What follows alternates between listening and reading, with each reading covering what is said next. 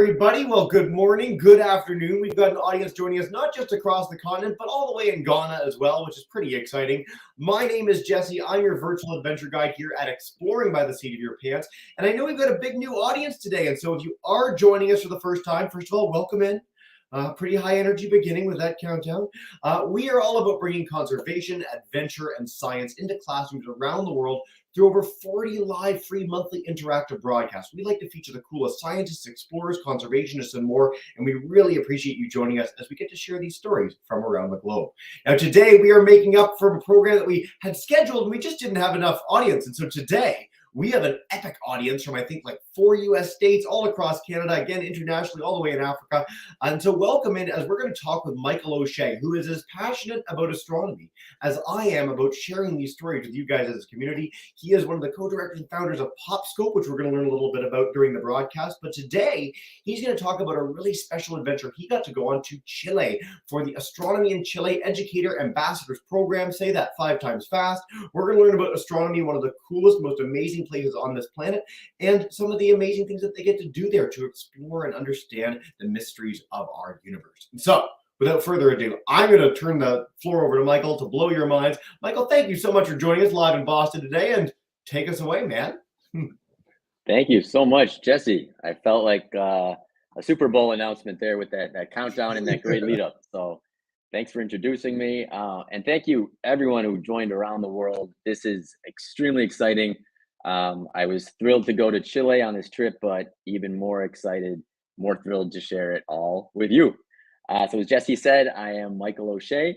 I live here in Cambridge, Massachusetts. So if you're nearby, stop by, say hello.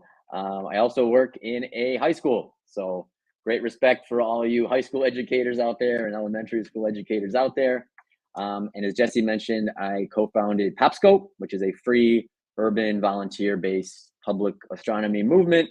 In other words, we set up telescopes on sidewalks for people to use. But enough about me. I'd love to hear where folks are from around the world. So if you could put something maybe in the chat about what city or what country you're dialing in from, I'd love to just see where we're all from. Yeah, we've got on YouTube too, which you won't be able to see. We've got our Ghana Planetarium folks in Accra. They're joining live there. I'm finagling with some other YouTubers, but we've got Miss Brown's class. They're joining in Georgia today. We've got Miss Finn's class in Nepean, Ontario. Mr. Richards, Amber's View. We've got Miss Took Holland Center. We've got all sorts of folks today. Everyone joined in the last few seconds, so it's very exciting. Wonderful, wonderful. And then one more question. Has anyone been to Chile or from Chile? Ooh, I've never been, but I'd love to go to Chile because we've had the chance to feature a lot of astronomers here that have been there, and it's such an incredible sight. I'm really excited to get to talk about it today. That's great. Well, I hope other folks get the chance to go to Chile. This program is open to science educators, so I hope, especially folks from the US, I hope you get a chance to apply and go because it is mostly free. So pretty tremendous opportunity. So as an educator, I hope we can learn about the who, the what, the where, the when, the why, and the how. Hopefully I got that right, of why I went to Chile in South America. As Jesse mentioned, I went through the ACEAP program, which is actually sponsored by the US government. And if you wonder why is the US government sponsoring this, it's because the US government has a lot of telescope facilities in Chile, like a lot of other countries. Over half of the world's telescopes are in Chile, which I did not know about until I went. Who did I go with?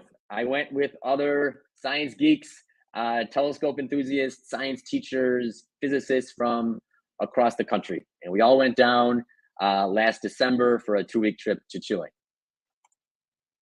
Where did I go? I went to Chile, which is very long, but very thin. It is about as long as the US is wide. So let that think in. If you were to rotate Chile sideways and lay it across the length of the US, it would stretch from the East Coast to the West Coast. So very long, but also very narrow, about 110 miles on average. So if you were an average driver obeying the speed limit, you could go from side to side of Chile, from the ocean to a border, say with Argentina, in about 2 hours. I was not driving to Chile, a little too far to drive for me, so I flew from Boston to Dallas and then on to Santiago. Santiago is the city down there, the lowest of the three arrows. But we also flew to La Serena, a little further north, and finally to Calama in the very, very far north, which is also the highest site in the mountains. Which mountains? The Andes, some of the tallest, longest mountains in the world. Not just tall, but also very dry. We're in the Atacama Desert, one of the driest places in the world. Some places have never recorded any rainfall, So why do we go? Well, for telescopes, of course. As I mentioned, about half of the world's telescopes are in Chile, and we're talking really big telescopes. That's all of us underneath one of the dishes of a telescope, and that's one of the small telescopes, if you can imagine it. Why are all these telescopes in Chile? That's what my friends ask. Why can't you go to telescopes in the US? Well, there are telescopes in the US, but Chile is high, so high altitude, very dry, and low light pollution. And all that means that optimal conditions for astronomy. There's not much water vapor in the atmosphere. There's less air in the atmosphere because you're higher up. So less interference when you're trying to detect photons or radio waves or what have you. And then not a whole lot of light pollution either. Also some nice wildlife to keep you entertained. We saw optical telescopes, so visible light telescopes, the kind of telescope that Galileo used to look at Jupiter, and also radio telescopes, which are a little newer, designed to detect radio waves. There were so many telescopes. I used up all my camera battery and all my camera storage taking pictures of telescopes. Everywhere you turned, there were telescopes, including telescopes at the Cerro Tololo Inter-American Observatory. No, this is not a Photoshop image. This is what we really saw. And every one of these observatories was not one telescope, but many telescopes, or a dozen telescopes. Cerro Tololo in a local indigenous language means edge of the abyss, edge of the abyss. And you can see why. You're at the very edge of these tall peaks looking off to the valley below. You don't want to fall off. This was the sunset from Cerro Tololo. The sun takes a long time to set because you're high up. You're actually looking over the curvature of the Earth. Pretty wild. So what did I see? Well, it was just an embarrassment of riches. It was hard to take it all in. This is a view at night from one of the observatories with a little bit of exposure. So we were able to set up a camera maybe for a minute to detect more light. Here you're going to see a few things. The Milky Way, which is right here, the arrow, the Milky Way. We're looking at it side on because we're in the Milky Way galaxy. It's our galaxy, but also visible to the naked eye, two dwarf galaxies, which are the Magellanic Clouds. So when we were looking up at night, we could see two galaxies outside of the Milky Way with our naked eye. Just remarkable. And for me, as a Northern Hemisphere dweller, it was the first time I got to see a lot of these stars since we were in the Southern Hemisphere. So by and large, a very different night sky for me. Why does the Milky Way look like a band? Well, it's because we are in the Milky Way. So imagine if you were a bug on a Frisbee and you were looking out over the Frisbee. So imagine that. The Milky Way is the Frisbee and I'm the bug. If I'm looking out across the Frisbee, it's going to look flat, which is why we're seeing that band of light across the night sky. We also learned about some indigenous constellations, the constellations and star knowledge of the original inhabitants of the land. These included many constellations formed out of the dark areas in the Milky Way. And those dark areas are from dust that are blocking the light from behind the dust. And these constellations would feature animals and plants from the local area, including a llama and a serpent. I said there was no light pollution. I lied. Humans are always encroaching on dark skies. So this was light from a nearby town that was making the sky a little brighter at nighttime. So think about street lights, car headlights, factory lights. That pink glow you see is from the lights of a nearby town. We saw the Victor Blanco telescope, which was one of the biggest telescopes when it was built in the 1970s. It has an identical twin in the United States, and they actually work together. And it's named for a famous Puerto Rican astronomer, Victor Blanco. And these telescopes are huge, right? Even though some of them are 50 years old now, they're still truly awe-inspiring. Again, we are dwarfed by the dome inside one of these telescopes there. Another highlight was a visit to the Vera Rubin Observatory, which really feels perched on the edge of the universe. This is named for a famous, but perhaps underappreciated in her own time, female astronomer, Dr. Vera Rubin.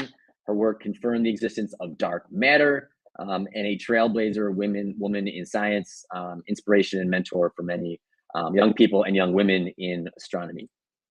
So this is in the process of being built. We got to tour it with hard hats and boots, and it'll open hopefully later this year. And it'll be doing a lot of work on detecting dark matter, dark energy. Every night, it's going to map the entire sky. So think about that. It's a really powerful digital camera. Essentially, it's going to scan the night sky and record it. And every night produce about 20 terabytes of data. So 20 terabytes of data. That's a lot of data. We had to be safe. So not only a hard hat, but lots of sunscreen. I have pretty fair skin. We were up high in the mountains, so pretty high risk of sunburn. And we also were led by a safety technician there, the second woman from the right. Okay, so on to radio telescopes. And I'm so happy to answer questions at the end. I'm sure there are a lot of questions. So optical visible wavelength telescopes were some of the telescopes I just showed you. They're detecting electromagnetic radiation sort of in the middle of the electromagnetic spectrum. So think about a light bulb, the sun. But we also saw radio telescopes, which are very big dishes designed to collect and analyze radio waves.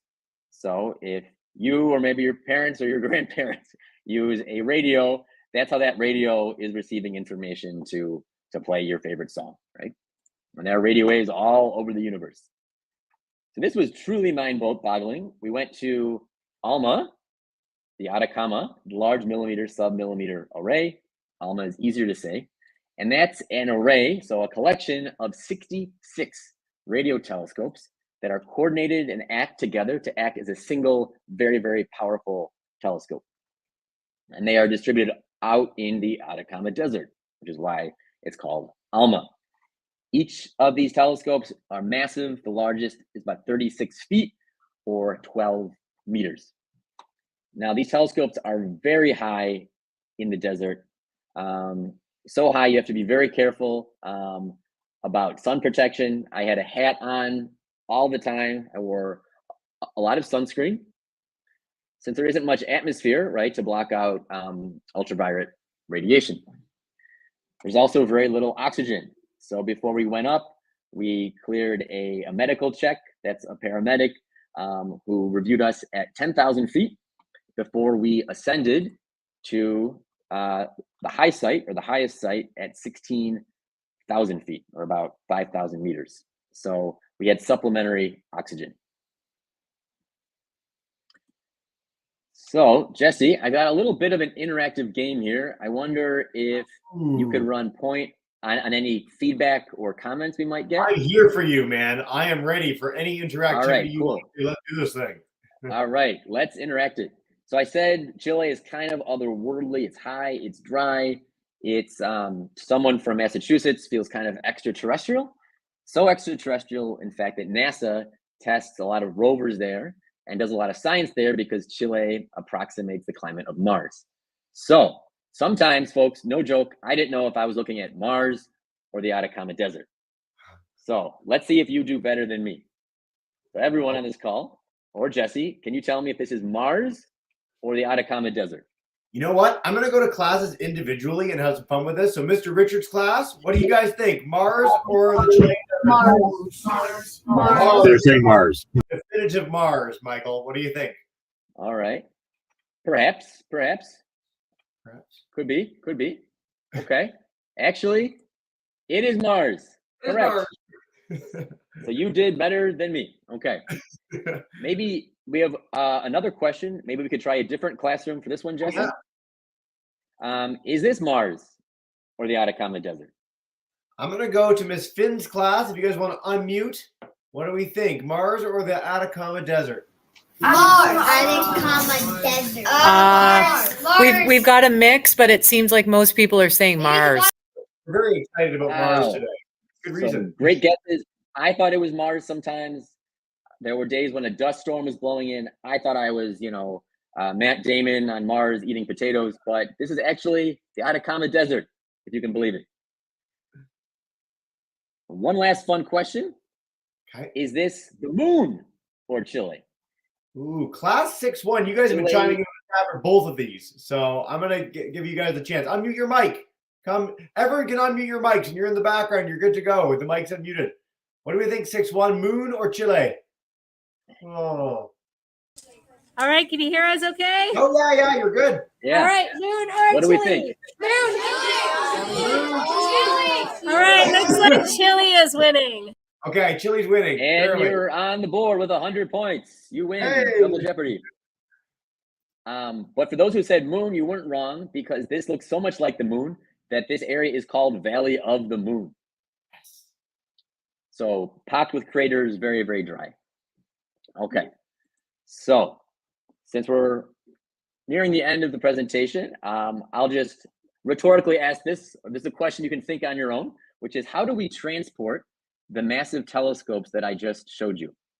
So every so often they have to move these telescopes around in order to do the radio astronomy science.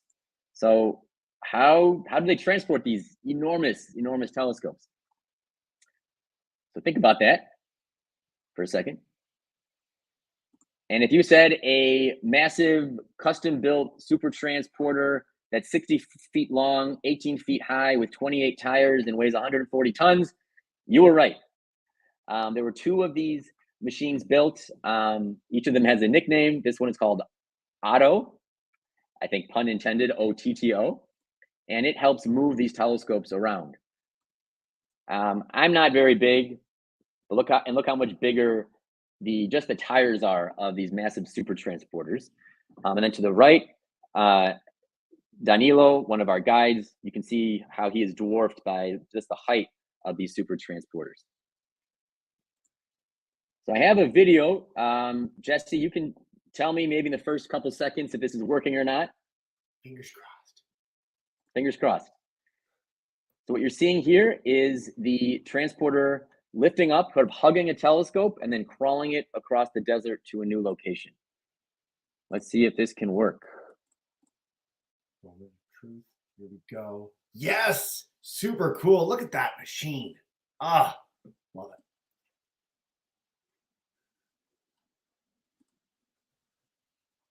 I love that it's titled in your notes, Explore from Couch Presentation. Thank you very much for that, by the way.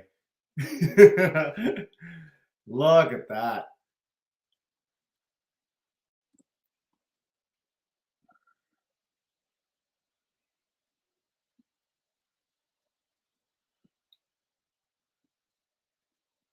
See, when you're in science, you get to play with the coolest toys in the whole world, even just to get the things that you're using to where they need to go. Exactly. And then this telescope was actually down for repairs, I believe. So it was down at the telescope hospital. Otto, the transporter, gently picked it up, brought it down to the telescope hospital, repaired it, and it was crawling it back up to 15,000 feet. All right. And then just to bring it all home, we were looking a lot up at the night sky, but it also made us appreciate the things around us, right? The Earth. And as we look out at the universe, it reminds us to take care of our only home, the only place where we know life exists for now, Earth. And we saw a lot of really fun, cute, awesome wildlife. There were some semi-wild burros or donkeys in and around the facilities, just hanging out or eating fruit off of trees. And then vicuñas, which are the wild relatives of the llama. Well, a lot of these cute, cuddly creatures walking around. Chile is also home to some amazing landscapes, including a salt flat, which is a very salty lake. You can think of it that way.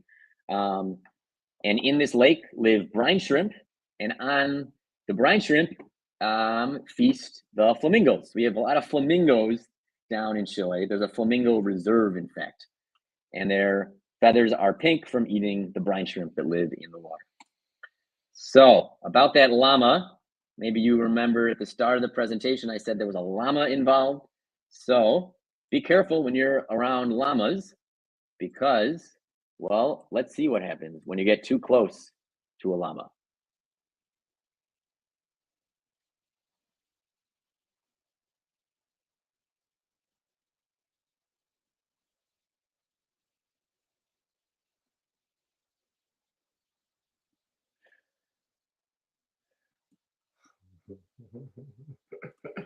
So I did not notice the signs of a distressed llama, which is with its ears back, and so I got too close and it sneezed on me, which is a defense mechanism for pesky humans who get too close. So a lot of just wonderful wildlife as well. So some questions to think about. If your teachers want to assign you homework, these could be some questions or maybe just some questions to think about. I talked about these questions during the presentation, so hopefully they're not too hard. But some questions to think about are, why are there so many telescopes in Chile? Why are they there? And a hint is because of Chile's climate. Why are there different kinds of telescopes? What are they? And what can you see in the night sky in your area? And is that different from what I might have seen in Chile or what I'm seeing here in Boston, Massachusetts? So a big thank you for checking in. I'm very happy to talk more. I love talking about astronomy and astronomy outreach. So don't hesitate to contact me by email or check out our website, popscope.org. You can also email us there. This final picture I showed you is with one of the STEM outreach coordinators at the observatories. All these telescopes do a great job of science outreach and to local indigenous communities. So really exciting place to be around and some wonderful people that we met. So Jesse and everyone on the call, hope that inspired folks to at least look up at the night sky tonight if it's not too cloudy. Amazing. Michael, if you want to come out of screen share so you can see us again, have a bit of a conversation. We've got tons of Q&A. So our classes, whether you're on YouTube, we got a bunch of live classes with us, 6 live groups today, 7 live groups, 6 live groups. Any question you want to know about Michael's journey, about astronomy generally, we're here for you for the next 20 minutes. So I'm going to head to Mr. Richard's class first at Amherst View. You guys want to kick us off with a question? Great. And I'll encourage all our classes, Ms. Brown, 6-1, Ms. Finn, Ms. Turpin, unmute your mics. It'll make it that much faster when we go to Q&A. And I promise we can't hear you till I do. But come on in, Mr. Richards, and start us off. Hi, guys. If there's any question I don't know, I am going to do my best to help find out an answer together with you. Perfect. Hey, How many types of telescopes are there? Ooh. Oh, wow. Well, there are a lot. It really sort of depends on who you ask. So when we were in Chile, we saw optical telescopes, right, which were detecting energy in the visible wavelength. We saw radio telescopes that were detecting in the radio spectrum, and even with your optical telescope. So maybe you have a telescope in the classroom or at home. There are different kinds of optical telescopes. There's refractor telescopes, which are the ones that Galileo used. Pretty simple. You have a lens on the front and a lens on the back. But there's also reflector telescopes, which gather light in a big polished mirror. And then various versions of that. There are Schmidt-Cassegrains. So there are a lot of different telescopes. And not only are there telescopes on Earth, right, but there's telescopes out in space. So think about the Hubble Space Telescope that's orbiting Earth. Think about the James Webb Space Telescope that they just launched, which will detect energy in the infrared spectrum, so heat, which is also invisible to the human eye. There's the Chandra X-ray Observatory, right, detecting wavelengths in the Xray spectrum. So a lot of different kinds of telescopes, but they're all meant to detect and observe different kinds of energy. And I'm really glad we highlighted this as a first question. First of all, we've never got that exact question in any of our astronomy programs ever. And it's one of those things that really sounds kind of odd. The idea that radio and the light that we see and X-rays, gamma rays are all in the same spectrum. But once you get that idea down and think about it as different ways of viewing the universe, it's one of the most profound things in all of science. So I'm so glad we kicked off with that. Thanks, Mr. Richard, student. Yeah, great question. Head to Miss Turpin's class, joining us in Fort McMurray, Alberta. So nice to have you guys here from there. Unmute your mic and come on in, guys. Hey. How big is the desert? How big is the desert there, the Atacama? Wow, you know, that's a great question. I don't know offhand, but I am going to ask Mr. Google, which I think might be able to give us a quick answer, okay? I can look this up while you're doing this, actually. Michael, if you'd like, well, I can do this while we're doing the next question, and I'll get an answer in comparison to other things that might be relevant for our students. But that would be great. Perfect. That would be great. So we're going to get back on that, I promise, Miss Turpin's class. But Miss Finn's class, I'm going to head to you guys next for a live question. Joining us in the end. If you want to unmute your mic, you're good to go. Hey, guys. Have you ever find like any life, like aliens out of like the universe? Any aliens out there, Michael? This is a great question. I knew I would get that question. So I personally have not seen anything out there. But I'm always hoping. I'm always hoping that, you know, when I take my telescope out there, I might see something on Mars or the moon. Right now, scientists have not found any confirmation for life, but there could be signs that the building blocks for life are out there. So, you know, water on Mars or some organic compounds on other moons. NASA's actually sending a probe to a moon that has a frozen ocean under it. And there's a thought that maybe this ocean has some compounds or some molecules that could be the building blocks for life. So I wouldn't rule out life yet, but we haven't found definitive proof that there is life out there. What do you think? This is a great question, actually. I'd be curious what our kids think. So I'll you know what? I'll inquire teachers in the chat because this could go off the rails very quick. Share what your classrooms think. I did a program on this earlier this year, all on life in the universe and what the possibilities might be. I will say, having done hundreds of programs with astronomers, scientists, astrophysicists, astronauts, that pretty much universally, the thought is that there's so much space and life came to be so quickly on Earth in the scheme of things that even if we haven't found it yet, the chances that there's no life in the universe are very, very vanishingly small. I actually always have thought it would be much more disturbing if we were the only life here on Earth than if we weren't. But I love this question, and I really do encourage our classes. Look up Europa. One of the moon that Michael was talking about. Enceladus is another moon. Mars, we're still looking for traces of life, both present and past. So it's it's the most exciting time to ever be interested in space exploration. It's really quite fantastic. Go ahead. Do you have... If in my lifetime or your lifetime we find life, I would not be surprised. No. Not at all. Whether it's intelligent radio signals where we hear something where it's like, okay, there's something very distant out there, or microbial life, something like on Mars, like a bacterium almost, or on Europa, it would change our view of the universe too, which is very, very exciting. Exactly. I will note, by the way, go ahead, Michael. Sorry. Oh, I see a question in the chat from... Yeah, I'll handle all the questions in the chat just because we want to make sure every class gets the same amount throughout the program. Good.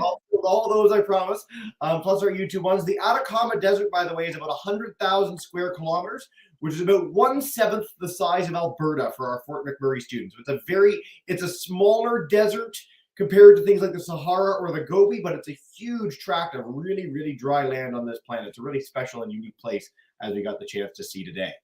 I'm going to head to class 6-1. If you guys have a question for us, come on in and unmute your mic. Hi. Hey, good to see you. Oh my God. What's the farthest planet you've seen in the telescope? Yes. Oh, wow. Great question. So I tried to go see Uranus the other day. The science magazine that I read said that Uranus was bright enough in the night sky. It was the other night when there was a whole string of planets you could see.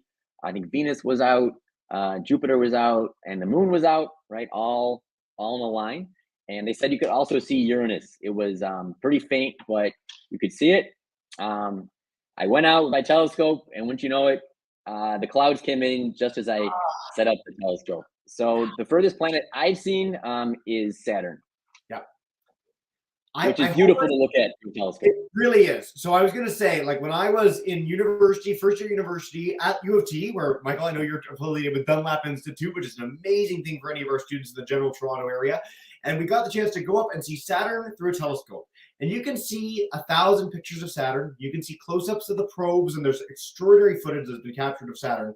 But seeing the dot with the line through it to represent the rings through a telescope is one of the most profound and moving experiences I've ever had in science. So I really hope everyone gets the chance to see Saturn that way, because it is so cool. I will follow up on this really briefly. In terms of planets that are outside of our solar system, where have we been looking for planets? Can you speak a little bit to the sort of planet hunting that's going on right now and extra solar exploration? Exactly, yeah. And we did talk about that while we were down there. You know, when I was younger, scientists were just beginning to find the first exoplanets, right, or planets that are orbiting other stars, right? And now scientists think that, you know, most stars out there have a planet orbiting them. So far from being rare, exoplanets are very, very common. I think at last count there are 5,000 exoplanets, so other planets orbiting other stars. Whereas again, when I was growing up, there was just a handful, or it was still a theory that exoplanets would be out there. And there's some great citizen science opportunities if you want to get involved.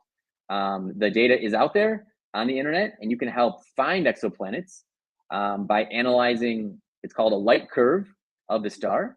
And when a planet passes, exactly as the universe, when a planet passes in front of its star, the light from that star will dip a little bit. Imagine walking in front of a light bulb, right? And because of that dip, you can learn a lot about the planet that's passing in front of the star. So maybe some of those classes out there can help discover an exoplanet. Head to Zooniverse, the best citizen science hub in the world, and you can find out all sorts of projects both on planetary science and just generally. And if you're really keen on like the best and brightest we've ever had on exoplanet hunting, Natalie Ouellette is at the Institute for Research on Exoplanets at U Montreal, and she is just an extraordinary science communicator. I really encourage you to check out her videos on our YouTube channel. We've done like 10 with her. She's really awesome. She's great. She's great.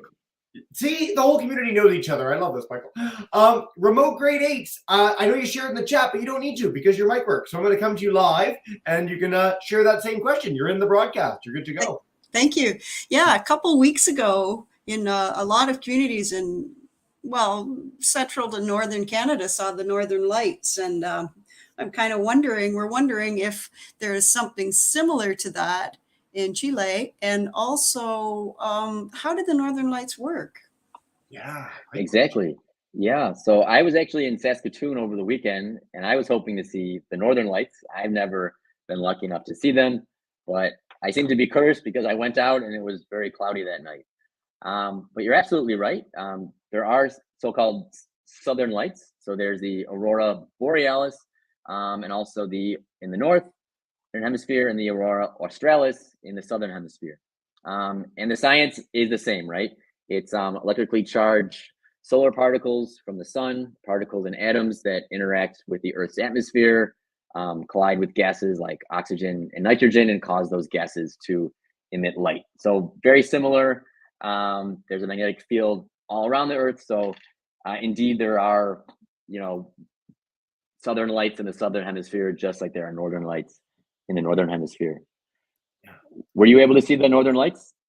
Oh, did you see them? Yeah, I did. Yeah. Oh, you did. Wow. Yeah, I'm jealous. I'm jealous. We could see them pretty well north of Toronto. Maybe even some in Toronto saw it. So it was pretty spectacular.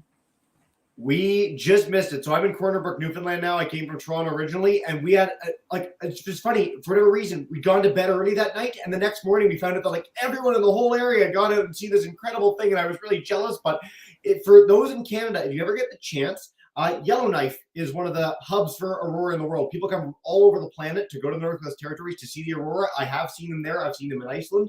And Michael, you gotta head. They're just, it's like a life-changing experience. I know. For a part-time Canadian, I need to see the northern lights.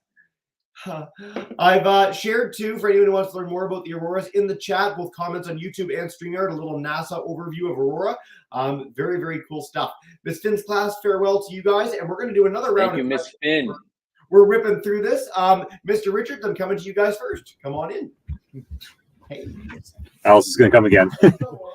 Perfect. Oh, great. Looking forward to your next question.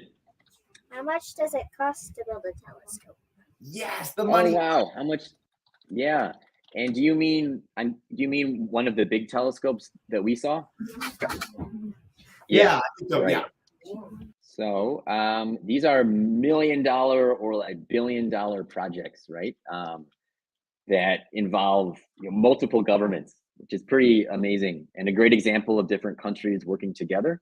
The ALMA project, the one of all those radio telescopes, that's the US, it's all of Europe and Japan all working together. Originally, they were gonna create their own radio telescope arrays. They said, why don't we put it all together? Maybe save on some costs.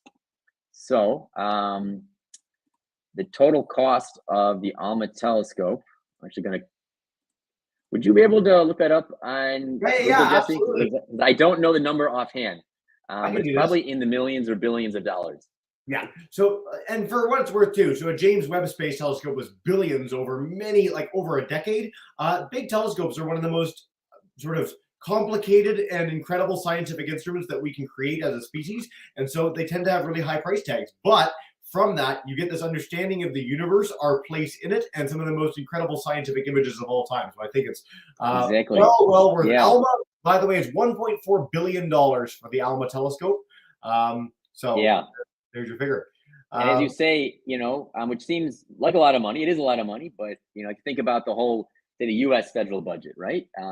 This is a very small percentage of the federal budget, and it's over many, many years. And you think about the investment and what you learn, as Jesse said, all the science. So personally, I think it's a great investment. Yeah.